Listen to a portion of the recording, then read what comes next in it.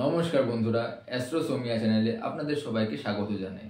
আজকে জানব সংখ্যাতত্ত্বের মূলাঙ্ক অনুযায়ী 4 সংখ্যা জাতক বা জাতিকা অর্থাৎ যাদের মূলাঙ্ক 4 তাদের ইষ্টদেব কে।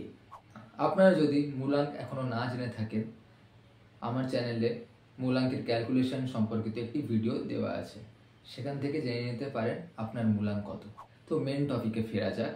যে কোনো মাসের 4, 13, 22, 31 তারিখে যারা জন্মেছেন তাদের মূলাঙ্ক 4।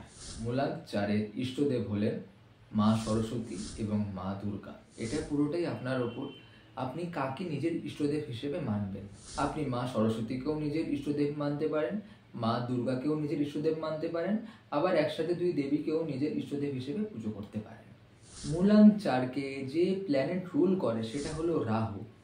মূলাঙ্ক 4 যাদের, তারা হলেন একজন ক্রিটিক্যাল থিঙ্কার এবং প্ল্যানার। কোনো বিষয়েতে সবাই হার মেনে নিলেও নাম্বার 4 হারতে শিখেনি। তাদের জীবনেও তাই জন্য আপস অ্যান্ড ডাউনস আসতেই থাকে এবং ছোটবেলা থেকে একই জিনিস হতে হতে এই জিনিসটা যেন তাদের সয়ে গেছে। তাদের মুখের ওপর মনে হয় যেন একটা ফেক চাদর দেওয়া। আপনারা রাহুর বীজ মন্ত্র পাঠ করতে পারেন। মূলাঙ্ক 4 উচিত কথা মুখের ওপর স্ট্রেট কাট বলতে পারেন, যেটা কিছু মানুষ সহ্য করতে পারে না।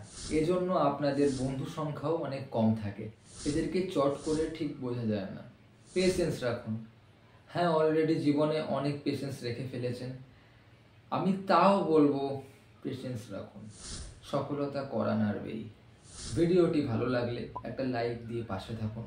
সকলে সুস্থ থাকুন, ভালো থাকুন, সাবধানে থাকুন। জয় শ্রীকৃষ্ণ, হর হর মহাদেব।